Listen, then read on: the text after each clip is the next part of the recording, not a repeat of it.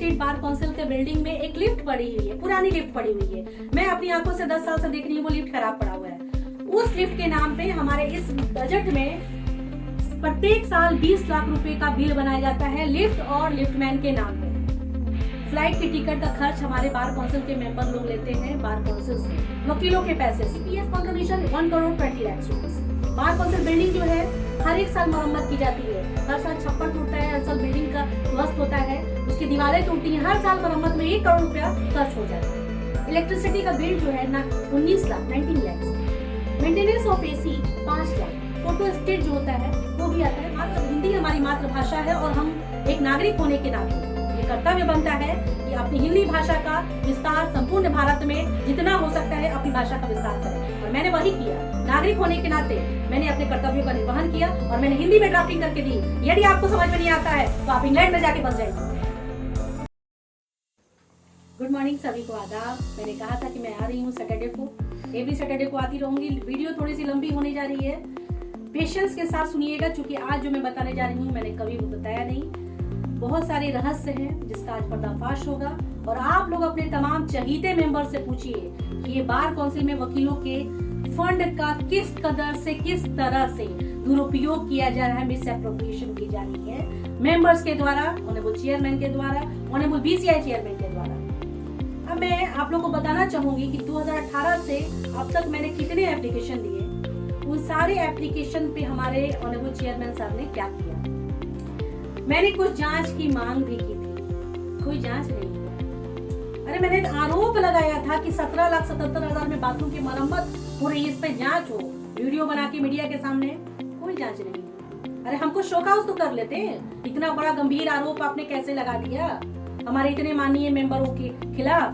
हमें अभी तक शो कॉज नहीं किया, 2 साल से बोल रहे हैं लेकिन कोई शो कॉज नहीं किया। अब हमें मिला है एक बहुत बड़ा सबूत, पुख्ता सबूत सारे मेंबर्स के खिलाफ। ये है हमारा draft budget for financial year 2021 और ये रहा ड्राफ्ट बजट फॉर 2022। इस बजट में पूरा काला चिट्ठा भरा हुआ है कि मेंबर्स लोग कैसे नाजायज रुपए की उगाही करते हैं। वकीलों का पैसा, वकीलों का अपना फंड, उस पैसे का कैसे मेंबर्स के द्वारा दुरुपयोग करके नाजायज उगाही की जाती है। ये क्या हो रहा है मैं आपको बताने जा रही हूँ। इसमें साफ लिखा हुआ है TA of member 1 crore 20 lakh रुपए। जो ट्रैवल अलाउंस होता है, हमारे मेंबर्स जो आते हैं 4 व्हीलर से और अपना बिल बनाते हैं, हमारे पूर्णिया से आते हैं, भागलपुर के रास्ते मुंगेर को रुकते हुए पटना को पहुंचते हैं, एक 4 व्हीलर में बैठ के चारों मेंबर्स आते हैं और बिल बनाते हैं 4 गाड़ी का। ये नाजायज उगाही। हमारे मुंगेर ये गया से आते हैं और ट्रेन से आते हैं, जनरल ट्रेन से, मैंने भी देखा है क्योंकि मुझे एक बार जाना था दिल्ली, मैंने उनको देख लिया था। एनीवेज, तो आते हैं ट्रेन से और 4 व्हीलर का बिल बनाते हैं, और ये 1 करोड़ 20 लाख रुपए हमारे सारे मेंबर्स इस तरह से हर एक साल सिर्फ 1 करोड़ 20 लाख रुपए 2020-21 से लेकर के 22 तक का भी वही है। तो एक तो हुई कि 1 करोड़ 20 लाख रुपए की। दूसरी बात, फेलिसिटेशन के लिए ऑनरेबल मेंबर को बुलाया जाता है दिल्ली, भैया जाइए। पेमेंट कौन करता है? Bihar state bar council. Bill कितना आया? 1 करोड़ 1 लाख रुपए 83,000 रुपए का। फ्लाइट की टिकट का खर्च हमारे बार काउंसिल के मेंबर लोग लेते हैं बार काउंसिल से, वकीलों के पैसे से।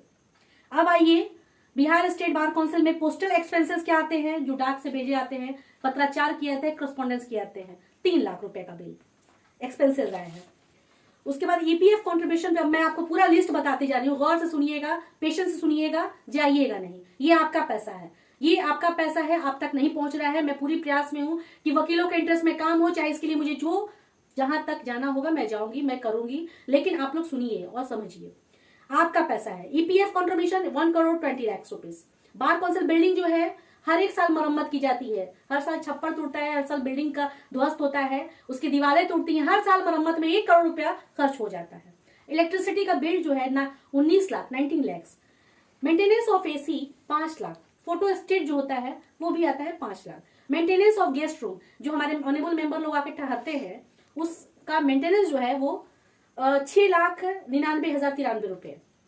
और तो और बार स्टेट बार काउंसिल सारे एसोसिएशन को 15 लाख रुपए सैंक्शन करता है और 15 लाख रुपए सारे एसोसिएशन में मदद के तौर पे देता है, हर साल देता है। ये है 15 लाख रुपए। सेमिनार करता है Bihar state bar council, Bihar state bar council द्वारा सेमिनार की जाती है, उसका खर्च आता है 20 लाख रुपए एवरी ईयर। ये मैंने 20 और 21 का आपको बजट का दिखाया है। एजुकेशन वर्कशॉप होता है वो 5 लाख रुपए। कौन सा एजुकेशन वर्कशॉप चलता है सर आपका? हमने तो कहीं कुछ देखा ही नहीं। वकील भाई लोग अगर बता दिए देखे होंगे तो कमेंट में जरूर हमको बताइएगा। दोबारा फिर बिल बनता है TA bill of honourable member 14,84,000 honourable member का टीए ट्रेवल अलाउंस। उसके बाद स्टैब्लिशमेंट खर्च आता है 11,84,000। तो इस प्रकार से करोड़ों रुपए की नाजायज उगाही की जा रही है हमारे माननीय मेंबर्स के द्वारा। उसमें हमारे दोनों चेयरमैन शामिल भी हैं। सारे रेजोल्यूशन पे साइन होता है। बीसीआई चेयरमैन सर ये नहीं कर सकते कि मुझे जानकारी नहीं है, क्योंकि वो भी उस एजेंडा के प्रोविजन में जो भी होता है वो पार्टिसिपेट करते हैं। एक और घोटाला आप लोग सुनिए। बिहार स्टेट बार काउंसिल के बिल्डिंग में एक लिफ्ट पड़ी हुई है, पुरानी लिफ्ट पड़ी हुई है। मैं अपनी आंखों से 10 साल से देख रही हूँ वो लिफ्ट खराब पड़ा हुआ है। उस लिफ्ट के नाम पे हमारे इस बजट में प्रत्येक साल 20 लाख रुपए का बिल बनाया जाता है लिफ्ट और लिफ्टमैन के नाम पे।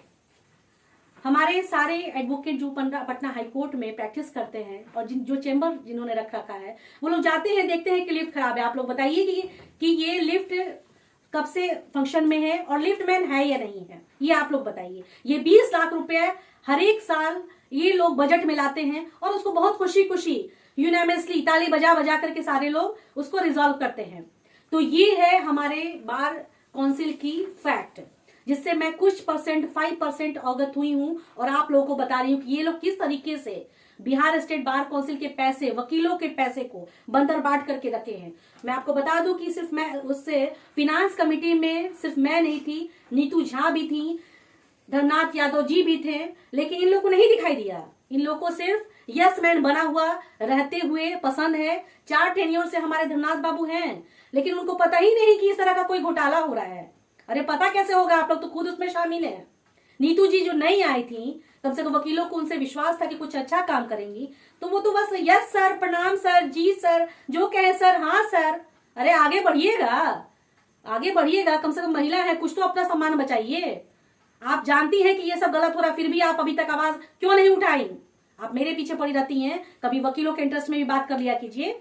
और मैं उन वकील भाइयों से पूछना चाहूंगी कि आप लोग जो हमसे सवाल करते हैं कि कितना घोटाला आपने किया, तो मेरे नाम पे अभी तक कोई एफआईआर नहीं है, मेरे नाम पे कोई फाइनेंशियल इरेगुलरिटी नहीं है, टीए हमने कभी लिया नहीं।